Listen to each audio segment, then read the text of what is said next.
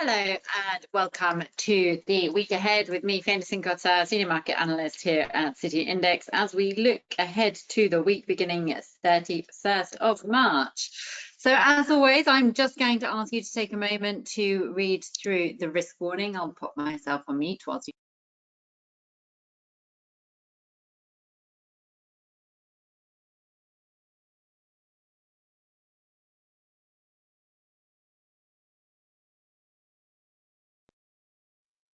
Excellent. So let's crack on. I think it's fair to say that last week, or we're just coming into the end of this week actually, but the main focus very much was still on trade tariffs. Big focus for the coming week as well, given that we see Trump is expected to implement reciprocal trade tariffs as from April 2. Now, this is being described by the Trump administration as Liberation Day, basically as Trump seems pretty intent on reshaping the global trading partnerships. Not really sure how far he's going to go with overturning the current systems, but there are reports that came out this week that potentially he may be leaning to a less severe reciprocal trade tariffs to be announced this week than was initially feared. Now, that did help US stocks recover slightly. We also saw the US dollar recover slightly. However, safe haven flows were still very strong into gold, which is now rising to what has risen to a fresh all-time high yesterday and another fresh all-time high today. So we can just see here that the price of gold is topping 3,086 was the record high as it heads towards that 3,100 level. Basically, I mean, this is just as far as the reciprocal tariffs next week are concerned. We don't know exactly what countries they're going to be focused on, but I think we could probably say Trump will be looking at, say, the top 10 US goods imported by country. So that's Mexico, China, Canada, Germany, Japan, South Korea. These are countries that stand potentially to be in the firing line. What will be key will be whether there is the inclusion of VAT taxes, because this could be a considerable critical consideration for traders, as it could actually result in a substantially higher tariff rate, adding to the downside risk for the economy. Now, thinking about what expectations are as far as reciprocal trade tariffs are concerned, analysts from Goldman Sachs and Deutsche Bank have said that they're expecting an average tariffs of around 9 to 15%. Now, the market's reaction, I think, will depend on how severe these trade tariffs are. And also, you know, what sort of responses are we seeing? We know that the EU, Canada, and China have already issued retaliatory tariffs to earlier US measures. And so will we be seeing more of that, in which case that could potentially put the global growth outlook or deteriorate the outlook further. And we've already got companies in the US, such as retailers and manufacturing, who are concerned over the rising input costs, which could have a big impact on the consumer.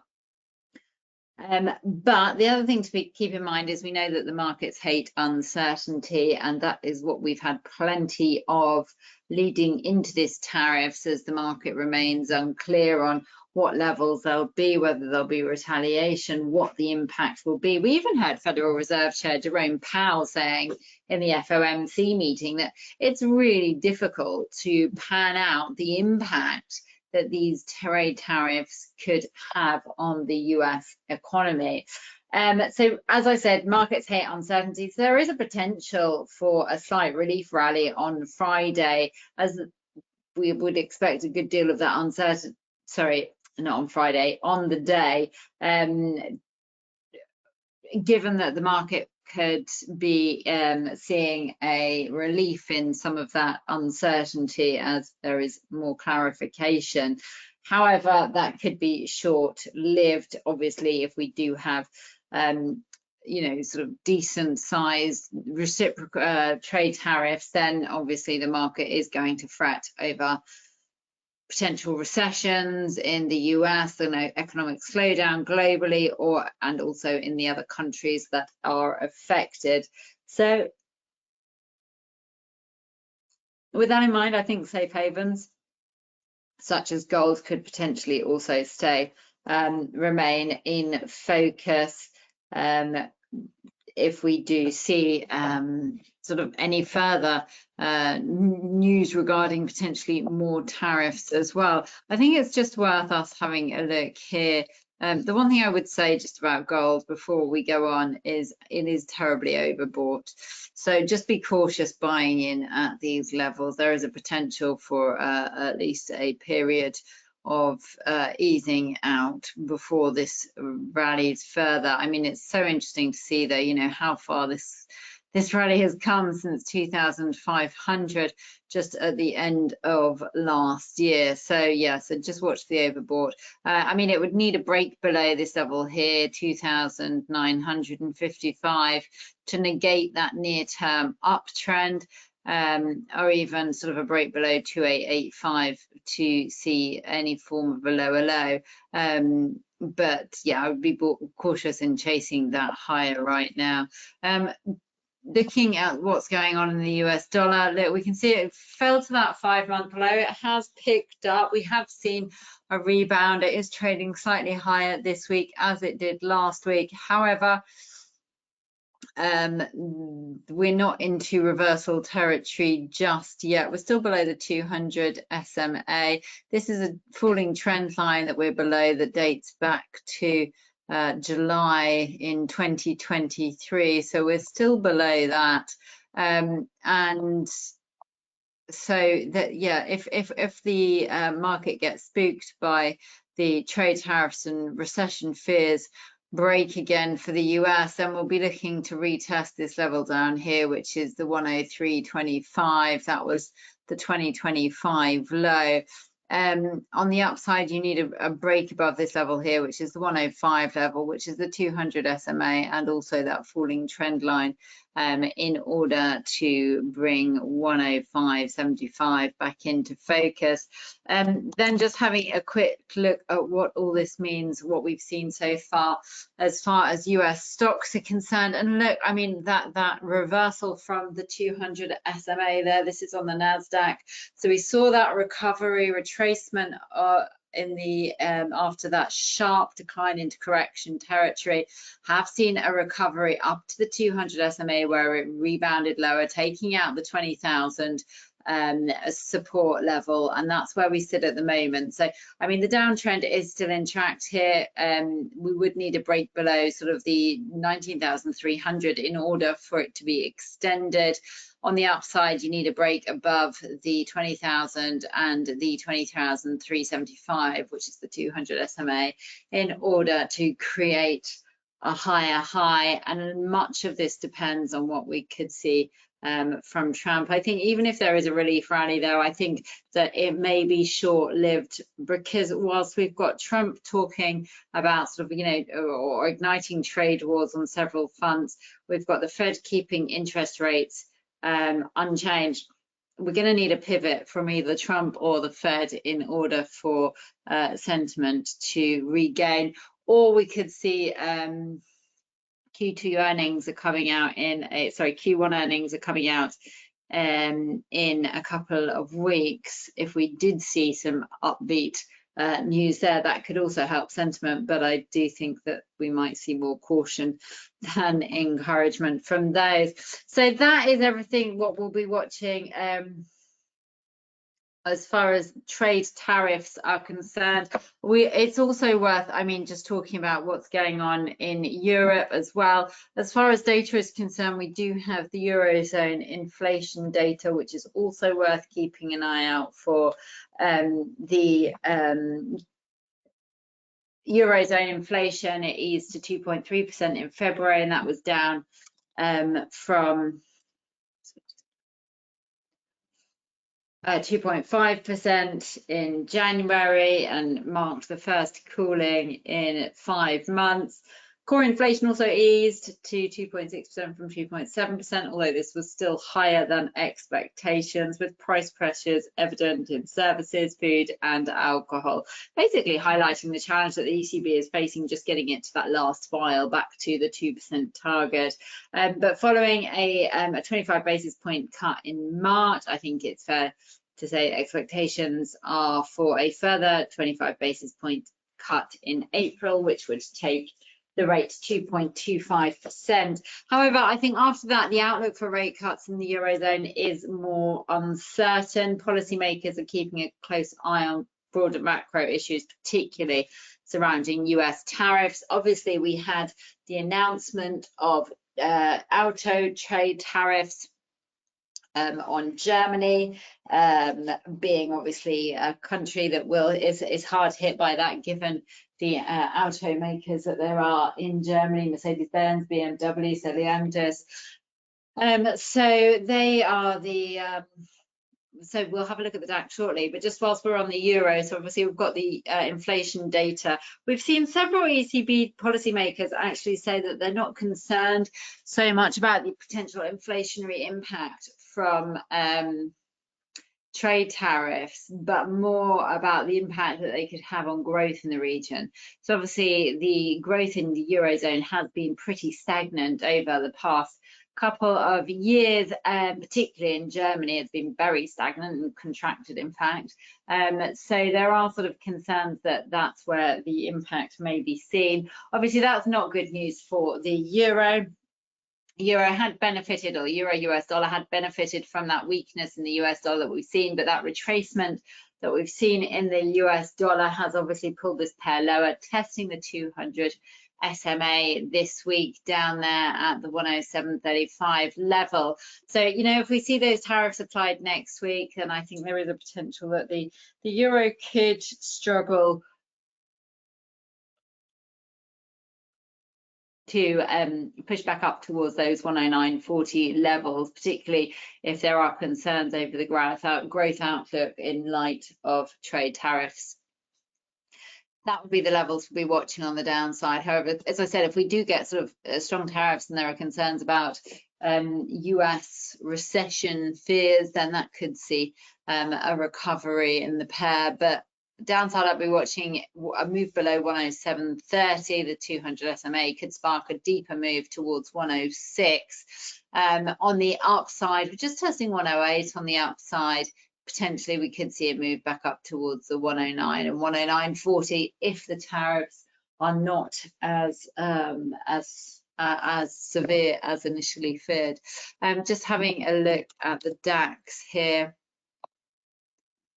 DAX has come away from its all-time high. Could that be a double top formation that we've seen there? We'll just have to wait and see. Testing this level here, which is the 22,500 after a very steep sell-off on the news of the car tariffs earlier this week, taking out key support there at the 22,900, which was the early February high. Attempting to break below this rising trend line. This rising trend line is part of a channel that was in play since August last year. So it looks like we're trying to break below that level, which then I think sort of opens us up to 22,100, which is, we've got the 50 SMA in there as well at 22,350. And then you've got the 22,150 to be watching out for. Break below there, I think, does really create a lower low and tells us that we might be looking for a deeper sell-off towards 21,500. Any good news? Seems unlikely from Trump, but if we do get some good news, then on the upside, I would be watching the level there, 22,900. So just whilst we're also talking about the US as well, so we've also got US non-farm payrolls on Friday. The jobs report in February showed that 151,000 jobs were added to the US economy in February, and that took the the unemployment rate up to 4.1%.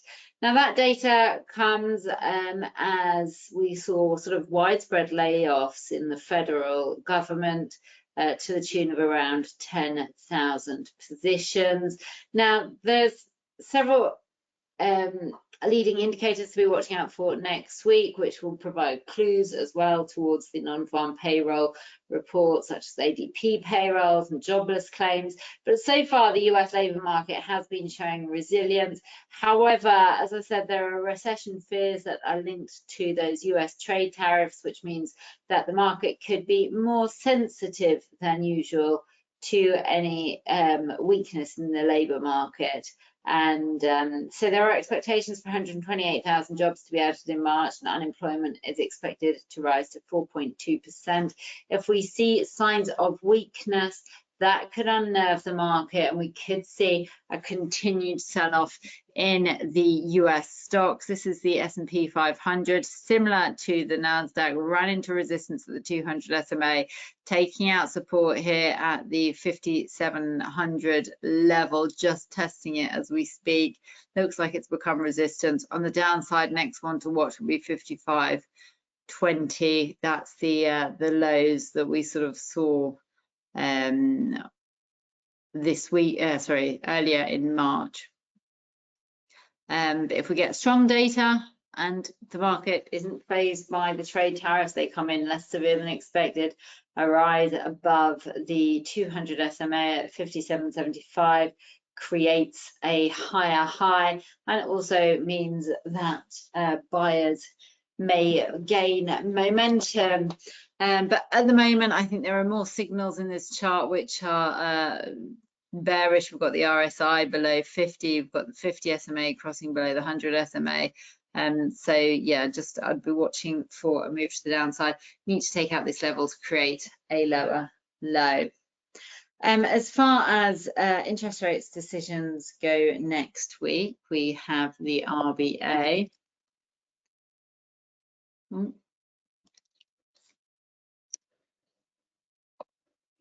The RBA is set to release its rate decision on Tuesday and is expected to leave rates unchanged at 4.1% after cutting for the first time in 4 months last year. The central bank will adopt potentially a more cautious stance on further easing, as inflation risks remain a concern, and in the minutes the latest RBA meeting, it suggests that the board is not yet assured that inflation will return to its target 2% cash rate. Policymakers are also keen to signal in the February meeting that the cut should not be interpreted as a commitment to further reductions.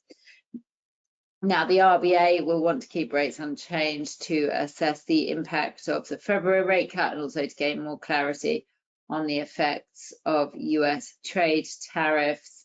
Furthermore, Australia is headed for an election on the May the 3rd. So it's expected to be a closely fought campaign. So a pause by the RBA will also give the central bank some visibility on the likely fiscal policy settings following the election results before cutting again. So this is the Aussie dollar, US dollar. Again, we have seen a recovery from the low, as we saw with the euro, or from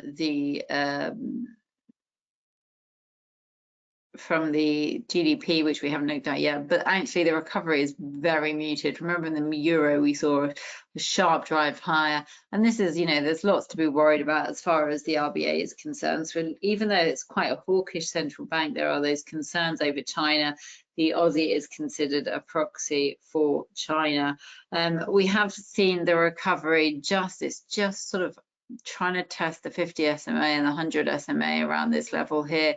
which is the 63.30 level, which is also the low that we saw in August last year. The RSI is pretty neutral, so it does look like we're just waiting for a catalyst here. If we can get above that level there, and also this one here, which is 64 level, which is also close to the high that we saw back in February, then that could provide fresh legs for a move towards the 200 SMA at 65. But any sense of a RBA which is concerned about the outlook for the Australian economy could see this pair come under further pressure and fail to rise above these key levels. One to be watching on the downside would be the 62.50 level. That was the level that we saw last week, ahead of the lows down here at 61.90. So just finally, we've also got some data from China, PMI data from China. Just before we go there, just going to have a quick look at what's going on with sterling US dollar. We don't have much data from the UK next week, but there is the US dollar, which will be likely driving the moves in sterling US dollar. So this is the chart. We're in this rising channel, still in there, failed to move over 130. We've seen the price now consolidating between 130 on the upside and sort of 128.50 on the downside, looking for a break. We're seeing the RSI come lower as we're seeing sort of the price is losing a little bit of momentum.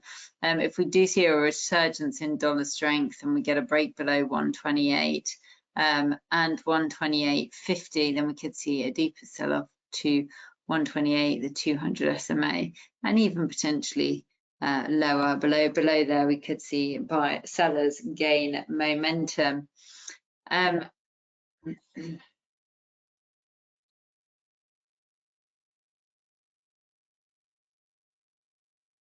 Okay, so as I mentioned, we've got Chinese data on the Monday.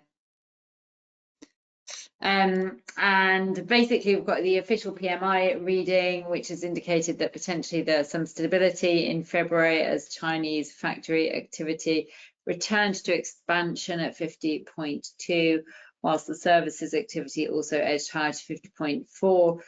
The recovery probably reflects the post-Lunar New Year sort of resumption in economic activity, as well as the impact from government stimulus measures.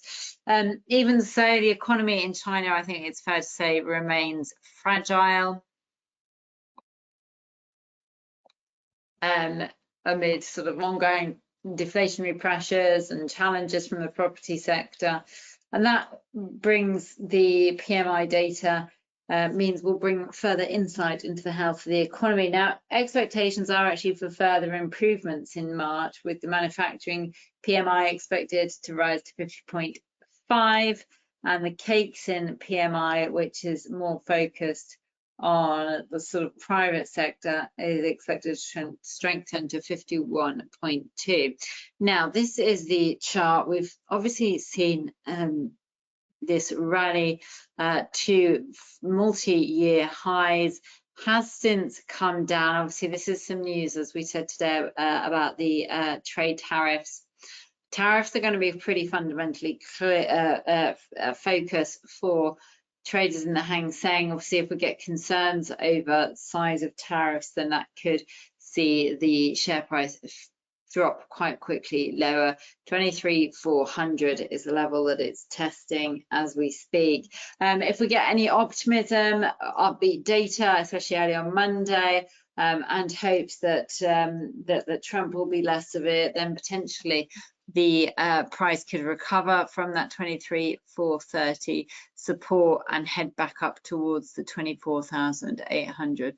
A rise above there is needed in order to create a higher high. Just finally, just going to take a quick look at oil. we've again seen a bit of a recovery in oil, which has been interesting. It's recovered from sort of, those low levels that we were looking at down at 65.30, and it's sort of just coming up to test the $70 a barrel level. And basically, there are a couple of factors at play here. You've obviously got concerns over recession, could mean that demand slows, but at the same time, you've got Trump is restricting supply as far as Venezuela is concerned, so that's sort of creating a tighter supplied market. But at the same time, the demand outlook could be deteriorating if we see recession fears rise. But still, the market has been recovering. We've seen that inventories this week were also much lower than expected. So 70 is the line in the sand. If buyers can get above 70, then that's going to open the door to the 200 SMA, which is in at 72.85. On the downside, if you failure to rise above that level at 70.50, rejection could see a retest of 68.50 on the downside. So that is everything from me. I hope that you've enjoyed today, and I look forward to seeing you again next week.